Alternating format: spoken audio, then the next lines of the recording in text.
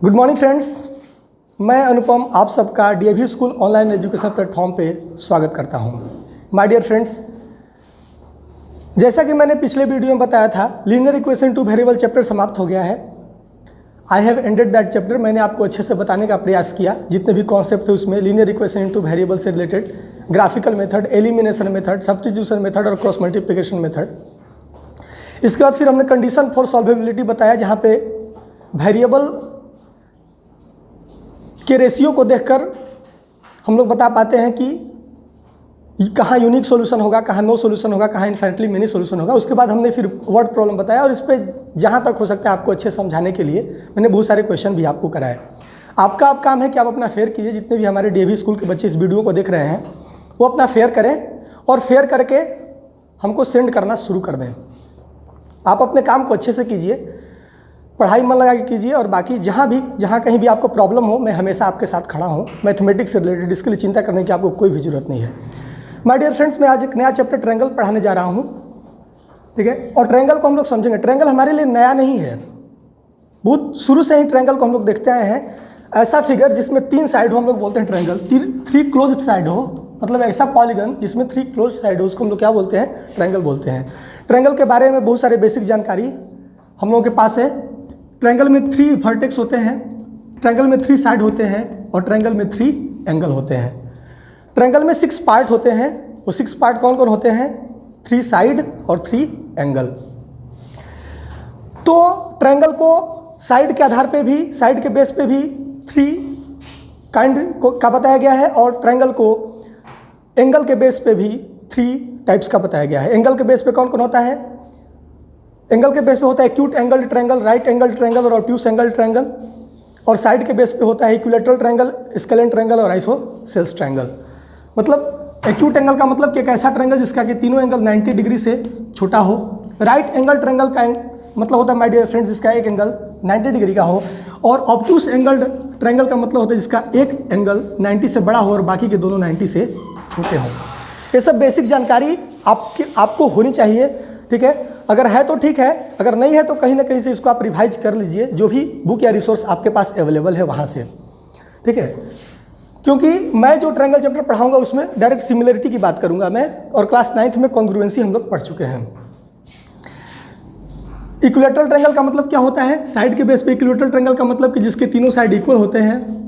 Isosceles का मतलब कि 2 साइड इक्वल होता है, और जब 2 साइड इक्वल होता है तो उस इक्वल साइड के सामने के एंगल भी आपस में क्या होते हैं? इक्वल होते हैं। और स्केलिन ट्रायंगल का मतलब कि कोई भी साइड आपस में इक्वल नहीं होता है। तो जब कोई भी साइड आपस में इक्वल नहीं है तो कोई भी एंगल आपस में इक्वल नहीं होता है। और इक्विलैटरल ट्रायंगल की अगर हम लोग बात करते हैं तो इक्विलैटरल में तीनों साइड आपस में इक्वल होता है और तीनों के तीनों एंगल भी आपस में इक्वल होते हैं। ट्रायंगल के तीनों एंगल का सम 180 डिग्री होता है। मतलब जब तीनों इक्वल हो गए तो इसके एंगल 60 के होते हैं। ये बात ट्रायंगल में आप लोग जानते हैं। उसके बाद ट्रायंगल के कुछ और भी पार्ट हैं, जैसे कि median, angle bisector, side bisector, centroid, orthocentre, circumcentre, incentre, ETC। ये सब के बारे में भी क्लास 9th में हमने आपको बताया है। थोड़ा सा मैं रिवाइज करा दे रहा हूँ आपको, बिकॉज जब आप क्वेश्चन बनाने चलेंगे तो आपको इन सब चीज़ों, बेसिक चीज़ों को और इसके पहले की जानकारी अच्छी तरीके से होनी चाहिए। मीडियन का मतलब होता है कि ट्रायंगल में ऐसा साइड जो ट्रायंगल के एक वर्टेक्स से इसके अपोजिट साइड को मिलाए, इस लाइन का नाम मीडियन होता है। Median is a line, line का नाम मीडियन होता है। आपका भी कुछ नाम होगा, जैसे ही आपका नाम लिया जाएगा तो आपको बुलाया जाएगा। जैसे ही मीडियन का नाम लिया जाएगा तो आपके दिमाग में फिगर होना चाहिए कि एक ट्रायंगल है, ट्रायंगल में एक वर्टेक्स है, उस वर्टेक्स के सामने वाले साइड के मिड पॉइंट से एक लाइन ड्रॉ किया गया है। तुरंत ऐसा फिगर आपके दिमाग में बनना चाहिए। फिगरेटिव स्टडी कीजिए, जितना फिगरेटिव स्टडी करेंगे आपका कॉन्सेप्ट उतना ही अच्छा से क्लियर होगा। तो मैं फिर से बना रहा हूँ, ट्रायंगल है, ट्रायंगल में कितने वर्टेक्स है? 3। इस वर्टेक्स, सपोज ट्रायंगल ABC है आपका, ठीक है। तो A के सामने का साइड कौन सा है? BC। इसका मिड पॉइंट सपोज है D, तो ट्रायंगल हमारा AD। आई मीन जो साइड AD है एक मीडियन हुआ। आपका BB वर्टेक्स है, यहाँ से भी एक साइड, यहाँ से भी एक लाइन हम लोग इसके मिड पॉइंट मतलब AC के मिड पॉइंट पर ड्रॉ कर सकते हैं। This is BE, BE is also a median. और एक वर्टेक्स C की अपोजिट साइड AB, इसके मिड पॉइंट हमने बनाया यहाँ पे F, यानी कि CF। ये जिस तीनों, मतलब कि तीनों का तीनों मीडियन, ट्रायंगल में 3 वर्टेक्स है, 3 साइड है, मतलब मीडियन भी 3 होगा। और तीनों का तीनों मीडियन जिस पॉइंट से पास करता है उसको हम लोग बोलते हैं, my dear friends, centroid. This is known as what, centroid. Hindi में इसको केंद्रक बोलते हैं, बट आप लोग हिंदी मीडियम के स्टूडेंट हैं नहीं, इसलिए हिंदी नहीं जानिए, इंग्लिश में ही कॉन्सेप्ट जानिए। This is centroid. उसके बाद आते हैं टॉपिक ऑल्टीट्यूड। ऑल्टीट्यूड का मतलब होता है कि जो हम लोग अपोजिट साइड में परपेंडिकुलर डालते हैं, इस परपेंडिकुलर का नाम ही है ऑल्टीट्यूड। परपेंडिकुलर को 3 नाम से जानते हैं, कोई ऑल्टीट्यूड कहता है, कोई परपेंडिकुलर कहता है, कोई हाइट कहता है, ठीक है। आपको जो मन आप वो कह सकते हैं। ऑल्टीट्यूड ट्रायंगल में 3 ऑल्टीट्यूड हो सकते हैं, एक वर्टेक्स ए से, एक वर्टेक्स बी से और वर्टेक्स सी से। ये आपका ऑल्टीट्यूड हुआ और ये भी आपका ऑल्टीट्यूड हुआ। यानी कि ट्रायंगल में 3 अगर वर्टेक्स हैं, तीनों के तीनों वर्टेक्स जिस पॉइंट से पास करते हैं उस वर्टेक्स को हम लोग बोलते हैं ऑर्थो सेंटर। आई मीन जिस पॉइंट से तीनों के तीनों पास करते हैं, जिस पॉइंट से तीनों ऑल्टीट्यूड पास करते हैं उस पॉइंट का नाम होता है ऑर्थो सेंटर। ट्रायंगल में कितने एंगल हैं जी बच्चे? ट्रायंगल में 3 एंगल हैं, ए बी सी। एंगल ए को एक ऐसी लाइन होगी जो एंगल ए को बाइसेक्ट करेगी, बाइसेक्टर जिसको बोलते हैं। बाइसेक्टर, बाई का मतलब होता है 2 और सेक्टर में डिवाइड करने वाला, तो बाइसेक्टर का नाम ही बता देता है कि एक ऐसा लाइन जो 2 इक्वल पार्ट में डिवाइड करे उसको बाइसेक्टर बोलते हैं। तो यहाँ पे suppose A D angle A का बाइसेक्टर है, बी ई एंगल बी का बाइसेक्टर है और सी एफ एंगल सी का बाइसेक्टर है। और जिस पॉइंट से ये तीनों एंगल बाइसेक्टर पास कर रहे हैं उस पॉइंट का नाम होता है सरकम सेंटर, करेक्ट। और ट्रायंगल में 3 साइड हैं, तीनों साइड के एंगल बाइसेक्टर को, मतलब साइड बाइसेक्टर को भी हम लोग ड्रॉ कर सकते हैं। साइड बाइसेक्टर का कंस्ट्रक्शन में हमने आपको बताया है कि अगर आपको साइड बाइसेक्ट करना है तो आप एक लाइन खींचिए, इसका नाम ए बी दीजिए, पॉइंट ए से इसके हाफ से ज़्यादा आर्क लेकर के ऊपर और नीचे कट कीजिए, फिर पॉइंट बी से एक आर्क लेकर के ऊपर और नीचे कट कीजिए, यहाँ से पास कराइए और ए लाइन ए बी को जिस पॉइंट पे कट करेगा इसका साइड बाइसेक्टर हुआ। बाइसेक्ट करेगा मतलब कि आधा आधा लाइन 2 पार्ट में, इक्वल पार्ट में डिवाइड हो जाएगा। तो उसी तरह से इस लाइन को भी बाइसेक्ट करते हैं, उस तरह से इस लाइन को भी बाइसेक्ट कर सकते हैं, ठीक है। तो यहाँ से साइड बाइसेक्टर जिस पॉइंट से पास कर रहे हैं उस साइड बाइसेक्टर को हम लोग बोलते हैं इन सेंटर। 3 साइड है, 3 साइड बाइसेक्टर भी हो सकते हैं। तो इस तरह से और भी इसको अच्छे से क्लियर समझने के लिए आप क्लास 9th का बुक उठाइए और एग्जाम्पल्स देखिए, उसमें थ्योरी अच्छे से एक्सप्लेन की गई है। क्लास 9th में हमने आपको कॉन्ग्रुएंसी बताया था। कॉन्ग्रुएंसी मतलब कॉन्ग्रुएंट फिगर्स क्या होता है? कॉन्ग्रुएंट फिगर्स का मतलब होता है कि 2 ऐसा फिगर जो कि शेप और साइज हर तरीके से सेम हो, उसको हम लोग कॉन्ग्रुएंट फिगर्स बोलते हैं। 2 polygon are said to be congruent if their all the angles are equal and all the corresponding sides are equal. 2 किसी भी पॉलीगन को हम लोग सिमिलर कॉन्ग्रुएंट तभी बोलते हैं जब उसके सारे के सारे एंगल और सारे के सारे साइड आपस में इक्वल हों, ठीक है। वहाँ पे हमने आपको 5 कंडीशन बताया कॉन्ग्रुएंट करने के। पहला कंडीशन था S S S congruency, S S congruency, A S A congruency, A S congruency और आर एच एस कॉन्ग्रुएंसी। ये सब मुझे उम्मीद है कि आप जानते होंगे। मैं अब सिमिलरिटी की बात करता हूँ। सिमिलरिटी का मतलब क्या होता है कि ऐसा पॉलीगन जिसका शेप सेम हो, ठीक है, और साइज प्रोपोर्शनल हो। क्या हो? शेप सेम हो और साइज प्रोपोर्शनल हो। मतलब कि suppose this is a triangle A B C और दूसरा ट्रायंगल है आपका डी ई एफ। दूसरे तरीके से हम लोग इसको ऐसे भी कर सकते हैं कि 2 triangles are said to be similar if their all the angles are equal and sides are proportional, जिसका कि एंगल सारा का सारा आपस में इक्वल हो और साइड प्रोपोर्शनल हो। मतलब कि दोनों ट्रायंगल इक्वी एंगुलर होने चाहिए। इक्वी एंगुलर ट्रायंगल, किसी भी ट्रायंगल को हम लोग इक्वल एंगुलर ट्रायंगल तभी बोलते हैं जब इसके तीनों के तीनों कॉरेस्पॉन्डिंग एंगल आपस में इक्वल होते हैं। मतलब कि angle A is equal to angle D, angle B is equal to angle E and angle C is equal to angle F. ये तीनों के तीनों एंगल आपस में इक्वल है। साइड प्रोपोर्शन का मतलब कि ए बी और डी ई का रेशियो प्रोपोर्शनल रेशियो और प्रोपोर्शन आप पढ़े हैं। ए बी और डी ई का रेशियो, बी सी और ई एफ का रेशियो और ए सी एंड डी एफ का रेशियो, जब ये तीनों आपस में इक्वल हो तो हम लोग बोलते हैं कि दोनों ट्रायंगल क्या हो गया आपस में सिमिलर। सिमिलरिटी यानी कि triangle A B C is similar to triangle D E F. ये आपका सिमिलर का सिंबल है। इस तरह से सिमिलर का सिंबल हम लोग देते हैं, ठीक है।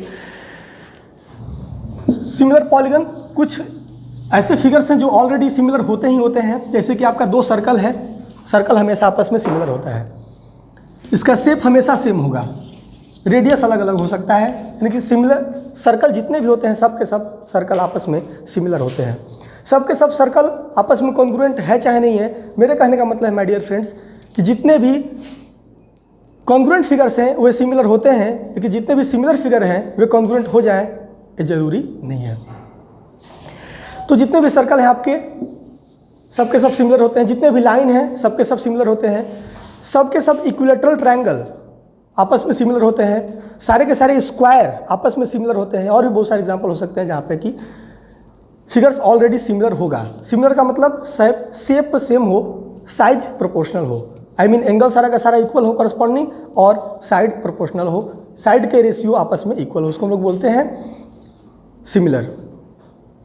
यहाँ पे अब मैं आपके चैप्टर में एंटर करने जा रहा हूँ और मैं फर्स्ट थ्योरम आपको बताने जा रहा हूँ, उसका नाम है बेसिक प्रोपोर्शनलिटी थ्योरम। इसको हम लोग थेल्स थ्योरम के नाम से जानते हैं। हमारे सिलेबस में क्लास 10 के सिलेबस में 4 थ्योरम इस तरह का है कि उसमें से कोई ना कोई एक हमारे एग्जाम में आता ही आता है, वो भी अच्छा मार्क्स लेकर, आई मीन 4 नंबर या 5 नंबर का क्वेश्चन या 3 नंबर का क्वेश्चन में आता है, तो उसमें Thales theorem is also one of them. तो मैं थेल्स थ्योरम आपको बताने जा रहा हूँ, इसको आप ध्यान से समझेंगे। थेल्स थ्योरम क्या बोलता है कि किसी भी ट्रायंगल में सपोज ए ट्रायंगल है आपका ABC, कितने साइड हैं इसमें 3, AB BC और CA, कितने एंगल हैं इसमें 3, एंगल A एंगल B और एंगल C। तो अब थेल्स थ्योरम को हम लोग अगर समझना है हमको BPT बेसिक प्रोपोर्शनैलिटी थ्योरम, ठीक है। ट्रायंगल है ABC, ट्रायंगल में किसी भी एक साइड की अगर पैरेलल लाइन ड्रॉ करते हैं, क्या बोला मैं, ट्रायंगल में किसी भी एक साइड के पैरेलल अगर लाइन ड्रॉ करते हैं तो वो लाइन बाकी के दोनों साइड को सेम रेशियो में डिवाइड करती है। This is your Thales theorem. इसमें एक साइड AB है, BC है और AC है। एक साइड के पैरेलल लाइन अगर ड्रॉ करते हैं, सपोज BC के पैरेलल हमने लाइन ड्रॉ कर दिया DE, यानी कि इफ DE पैरेलल है BC के, DE is parallel to BC, तो मिलेगा क्या हमें कि AD अपॉन DB इक्वल होगा AE अपॉन BC के। This is your Thales theorem. बात समझ में आया? मतलब कि ट्रायंगल के किसी भी एक साइड के पैरेलल अगर लाइन ड्रॉ करते हैं जो बाकी के दोनों साइड को 2 पॉइंट पे टच करती है, तो वो जिस पॉइंट पे टच करती है बाकी के दोनों साइड को, उसको सेम रेशियो में डिवाइड करेगी। मतलब कि AD अपॉन DE इक्वल होगा AE अपॉन EC के। इसको हम लोग 2-3 तरीके से लिख सकते हैं। इसको हम लोग ऐसे भी कह सकते हैं कि AD अपॉन AB इक्वल होगा AE अपॉन AC के। कैसे होगा मैं बताऊंगा आपको। AD upon AB AE upon AC के इक्वल होगा। ये भी कह सकते हैं DB अपॉन AB इक्वल होगा EC अपॉन AC के, ऐसा भी कर सकते हैं। इसको उल्टा भी कर सकते हैं। मतलब जब क्वेश्चन बनाने चलेंगे और हमें जिस तरह के फॉर्म की ज़रूरत होगी उस तरह के फॉर्म में करके क्वेश्चन को बना लेंगे, प्रोवाइडेड हमारा फॉर्म सही होना चाहिए, गलत नहीं होना चाहिए। तो क्वेश्चन क्या कह रहा है कि अगर थ्योरम क्या बोलता है कि अगर ट्रायंगल में किसी भी साइड के पैरेलल लाइन ड्रॉ करें जो कि बाकी के दोनों साइड को किसी 2 पॉइंट पे कट करती है, तो वो लाइन उन दोनों पॉइंट को मिलाने वाली लाइन जो होगी, थर्ड जो पैरेलल लाइन है, इसको क्या करेगी, सेम रेशियो में डिवाइड करेगी। इस चीज़ को हम लोग प्रूफ करेंगे। कैसे प्रूफ करेंगे जरा देखिए।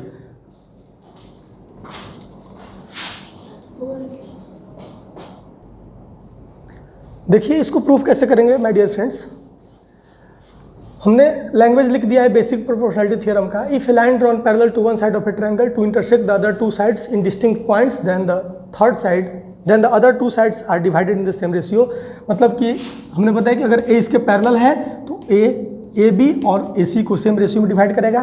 किसी भी थ्योरम को जब प्रूफ करने की बात आती है तो हम लोग करते क्या है कि given that, proof that, construction और प्रूफ, ये 4 स्टेप है उसका। पहले थ्योरम में क्या दिया है उसको लिख लेते हैं, गिवन जो है उसको लिखते हैं, फिर क्या प्रूफ करना है वो लिखते हैं, और फिर अगर हमें कंस्ट्रक्शन करने की ज़रूरत पड़ी क्वेश्चन को, थ्योरम को सॉल्व करने के लिए, तो कुछ कंस्ट्रक्शन करते हैं और फिर लास्ट में प्रूफ हम लोग लिख देते हैं। तो प्रूफ देखिए, प्रूफ क्या होगा हमारा। प्रूफ में पहला लिखना है हमको गिवन दैट गिवन क्या है, DE पैरेलल है BC के, मतलब ए साइड DE क्या है, DE पैरेलल है क्या, BC के, मतलब DE BC के पैरेलल है। अब पैरेलल कहते ही आपके दिमाग में पैरेलल से रिलेटेड जितनी ही बातें हैं वो सब दिमाग में आ जानी चाहिए। पैरेलल लाइन होता क्या है, दो पैरेलल को ट्रांसवर्सल कट करती है तो क्या होता है, ये सब बातें आपके दिमाग में आ जाना चाहिए, क्योंकि यहाँ पर उसका यूज़ होगा। अगर पैरेलल दिया है तो कहीं ना कहीं से उसका यूज़ होगा। प्रूफ क्या करना है हमको, तो प्रूफ यही करना है कि अगर हमने तो बताया ना कि जब ए इसके पैरेलल है तो इसको सेम रेशियो में डिवाइड करेगा, मतलब कि हमें प्रूफ करना है कि AD अपॉन DB जो होगा वो इक्वल होगा AE अपॉन EC के।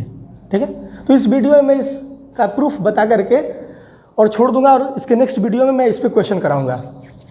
तो प्रूफ क्या करना है, AD upon DB AE upon EC के इक्वल होगा। अब आइए कंस्ट्रक्शन देखते हैं। कंस्ट्रक्शन को आप ध्यान से समझिए, कंस्ट्रक्शन क्या करना है। जैसे जैसे मैं कर रहा हूँ वैसे वैसे अगर आप एक बार दो बार प्रैक्टिस करेंगे तो बातें आपके माइंड में हो जाएंगी। Practice makes a man perfect. अब यहाँ पे देखिए हम क्या करेंगे कि C से D को ज्वाइन करेंगे और B से E को ज्वाइन करेंगे। पहला स्टेप क्या हुआ, join C to D and join C to D and B to E।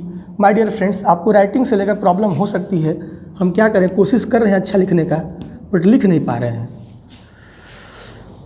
C से D को और B से E को ज्वाइन किया, फिर एक और कंस्ट्रक्शन करेंगे यहाँ पे कि ड्रॉ ए परपेंडिकुलर। क्या करेंगे, परपेंडिकुलर ड्रॉ करेंगे D से AE पर, मतलब कि इसको सपोज कह देते हैं M, तो DM परपेंडिकुलर ऑन AE। कहाँ पे हमने ड्रॉ किया, DM perpendicular on AE draw किया, और फिर एक और परपेंडिकुलर ड्रॉ करेंगे, वो क्या होगा, EN परपेंडिकुलर ऑन AD। क्या किया हमने, DM AE पे परपेंडिकुलर ड्रॉ कर दिया और EN AD पे हमने परपेंडिकुलर ड्रॉ कर दिया। एक कंस्ट्रक्शन हुआ। अब प्रूफ पे आते हैं हम लोग।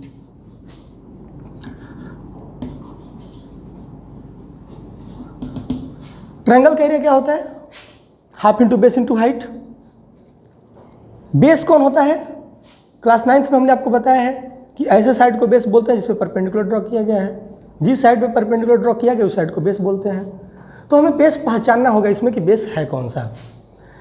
किस ट्रायंगल का एरिया में निकालने जा रहा हूँ, मैं आपसे पूछूँ कि एरिया ऑफ ट्रायंगल आप ADE बताइए माय फ्रेंड्स, तो आप क्या बताएंगे, बोलेंगे ट्रायंगल है सर तो half into base into height ही होता है बेसिक फॉर्मूला।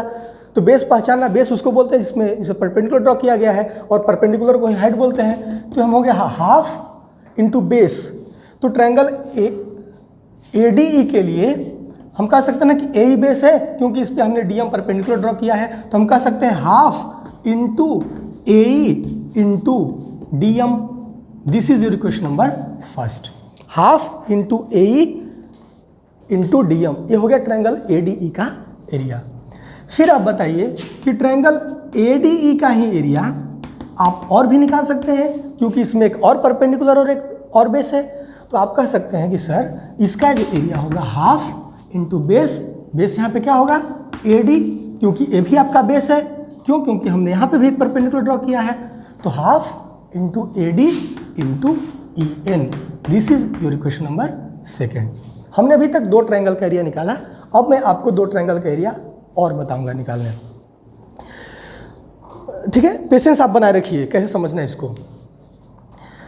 हमने एक ट्रायंगल लिया AD, दूसरा भी ट्रायंगल लिया ADA में, तीसरा जो ट्रायंगल लेने जा रहा हूं वो है DEC। आप ध्यान से समझिए कि DEC ट्रायंगल है क्या। पहले आप फिगर में देखिए DEC, इस ट्रायंगल की बात हो रही है।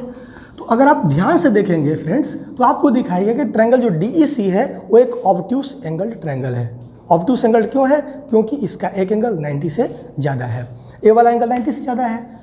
तो इस ट्रायंगल का एरिया निकालना है। आप तो बोलेंगे कि सर इसमें तो परपेंडिकुलर है ही नहीं, तो इसका एरिया कैसे निकलेगा। बट निकलेगा, क्योंकि आप लोगों के पास दिमाग है और आप सोच के निकाल सकते हैं। ऑब्ट्यूस एंगल की बात मैं करूं, मैं समझा रहा हूं आपको। सपोज एक ऑब्ट्यूस एंगल ट्रायंगल है और मैं कहूं आपसे कि आप इस पॉइंट से इस साइड पे परपेंडिकुलर ड्रॉ करिए, तो आप बोलेंगे कि सर ये तो ऑलरेडी 90 से ज़्यादा है, अगर यहाँ पे ऐसे लेंगे तो 90 से और ज़्यादा हो जाएगा। तो यहाँ पे परपेंडिकुलर क्या ड्रॉ नहीं होगा, होगा। कैसे होगा, हम करेंगे क्या कि इसको हम आगे बढ़ाएंगे और यहाँ पे ऐसे परपेंडिकुलर ड्रॉ कर देंगे। अगर हमें इस ट्रायंगल का एरिया निकालना होगा तो क्या करेंगे, हाफ इंटू बेस हम लेंगे यहाँ से यहाँ तक और इसको लेंगे क्या, हाइट। बेस हम यहाँ से यहीं तक लेंगे और इसको ले लेंगे हाइट। इस बात को अगर आप समझे होंगे तो आपको ट्रायंगल DEC का एरिया निकालने में कोई प्रॉब्लम नहीं होगी। क्यों? क्योंकि देखिए ट्रायंगल DEC में क्या आपको ऐसा नहीं लग रहा है कि EC को बढ़ाया गया है और यहाँ से DM ऐसे परपेंडिकुलर ड्रॉ कर दिया गया है इस पर। Area of triangle DEC is equal to half into base क्या हो जाएगा आपको, EC इंटू DM। और वो कैसे होगा हमने आपको अभी अभी बताया। This is your equation number 3, correct.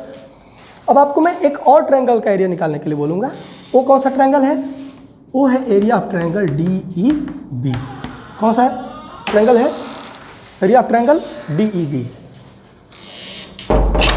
तो ट्रायंगल DEB का एरिया कैसे निकलेगा हमारा, ट्रायंगल DEB का एरिया, ट्रायंगल DEB भी आपका एक वैसा ही ट्रायंगल है, ऑब्ट्यूज एंगल ट्रायंगल है। तो इसका भी एरिया आपको कैसे निकालना होगा, आप ध्यान से देखेंगे तो 90 डिग्री से ज़्यादा है, यानी कि आपको ऐसा नहीं लग रहा है कि E से BD को बढ़ा के परपेंडिकुलर ड्रॉ कर दिया गया है।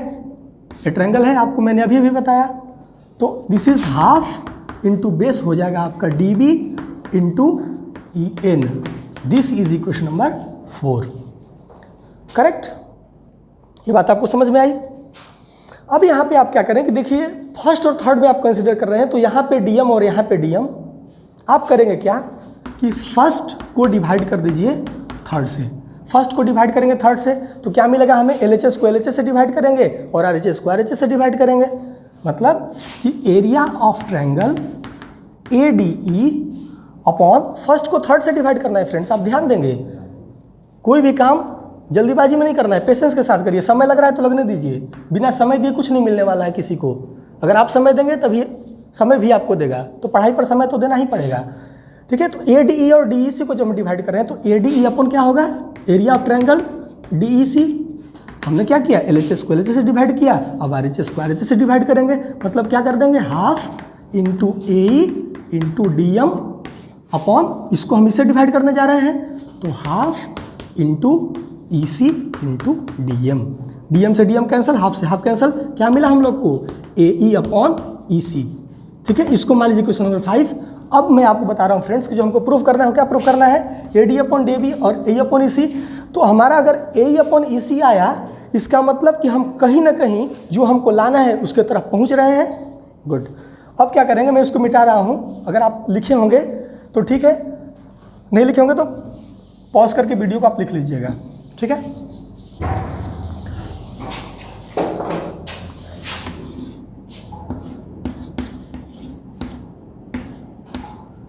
करेक्ट।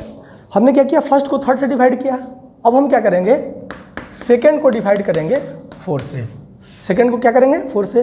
तो सेकंड को 4 से करेंगे तो यहाँ भी LHS में LHS और RHS में RHS को डिवाइड करेंगे। सिंपल सी बात, ADE और DEB, यानी area of triangle ADE upon area of triangle DEB।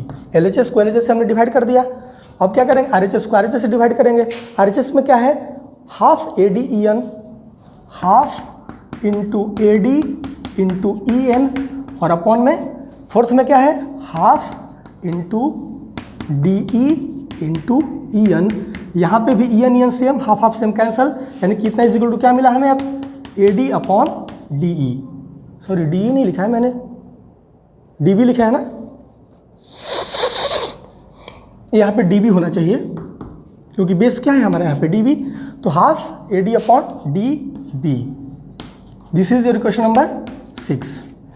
अब आप देखिए फ्रेंड्स, हम लोग लास्ट लेग में हैं, इस थ्योरम के अंतिम पड़ाव की ओर बढ़ रहे हैं। यहाँ पे AE अपॉन EC है इसका RHS और इसका RHS AD अपॉन DB है, और हमें यही लाना है कि AD अपॉन DB को AE अपॉन EC के इक्वल करना है। तो आप बताइए, अगर कहीं ना कहीं से अगर LHS LHS के इक्वल हो जाए तब तो सिंपल सा हमारा काम बन गया। अगर LHS LHS के इक्वल है तो RHS RHS के इक्वल अपने आप हो जाएगा। करेंगे क्या, बट यहाँ प्रॉब्लम क्या है कि देखिए इसका LHS ADE DEC है और यहाँ पे ADE तो है बट DEB है, यानी कि कहीं ना कहीं से हमें कुछ और सोचना पड़ेगा। लाना तो है हमें, बिना लाए छोड़ने वाले नहीं हम लोग। तो AE अपॉन EC और AD अपॉन DB जब इक्वल आना है तो LHS को LHS के इक्वल आना होगा, और इसमें DEB है और DEC है। आप जरा ध्यान से देखिए फ्रेंड्स कि DEB और DEC इक्वल है क्या? नाम तो अलग है लेकिन दोनों इक्वल है। क्यों इक्वल है? हमने आपको क्लास 9th में बताया है कि दो पैरेलल्स के बीच अगर हम लोग ट्रायंगल सेम बेस पे सेम पैरेलल्स के बीच अगर दो ट्रायंगल ड्रॉ करते हैं तो दोनों का एरिया आपस में इक्वल होता है। हमने आपको क्लास 9th में अच्छे से बताया है, प्रूव भी किया इस चीज़ को। Triangles on the same base and between same parallels are equal in area.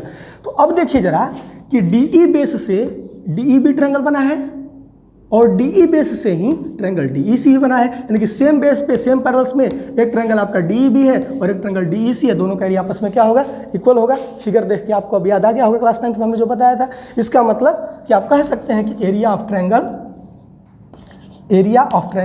DEB is equal to area of triangle DEC, equal होगा।